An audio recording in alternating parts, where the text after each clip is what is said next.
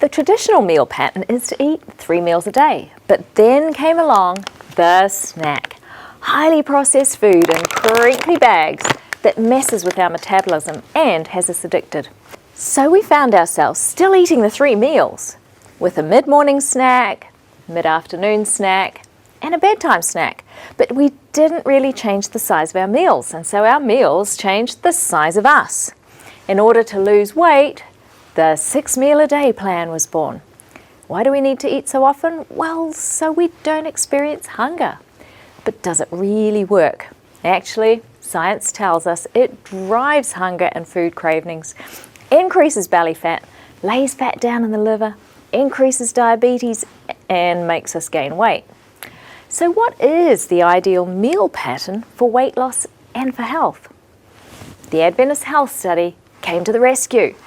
They studied meal frequency and timing amongst 50,000 Adventists for 7 years to see if their weight was going up or going down, where it was going. They found those that were eating 1 or 2 meals a day, these 1 or 2, weighed a little less every year than those who were eating all 3 meals. Those eating more than 3 times a day, in other words, the snackers, weighed a little more each year than the 3 meal a day group. So the more frequency, the greater the weight. So for weight loss, that suggests 1 to 2 meals a day is better than 3, definitely better than being a snacker. So how far apart should those 2 meals be?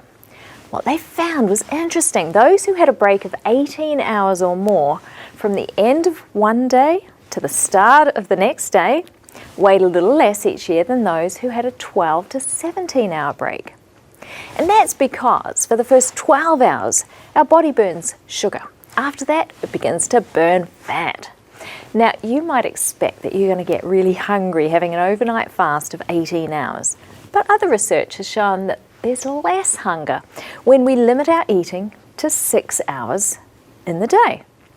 So if we go for 2 meals a day, should we skip the breakfast and just do lunch and dinner, which a lot of people do, or should we keep the breakfast? Well, the breakfast eaters experienced a decreased weight compared to breakfast skippers.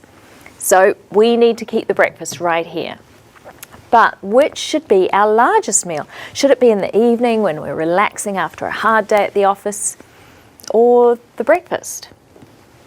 You guessed it, a big breakfast had the biggest decrease in weight, and a big lunch gave a smaller decrease than having a big dinner. So, if you want to make it easier to control your weight, eat less frequency, just 2 meals is better than 3. Avoid the snacks. Make sure you eat breakfast and make it the biggest meal of the day. Then leave 5 or 6 hours between breakfast and lunch, and then don't eat for 18 to 19 hours. That might sound too difficult to you, and you're just going to throw this idea out the door. I challenge you though to try it for a week. Here's what you do. Start with dropping the snacks. Let's just put all the snacks aside, okay? And then we're going to put breakfast in.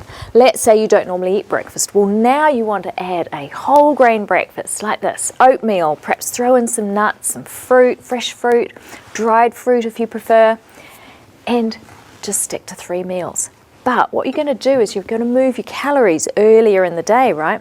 So now lunch will be your bigger meal, and supper will get smaller and smaller and smaller until you can eliminate it. And then you're down to 2 meals. It's that simple.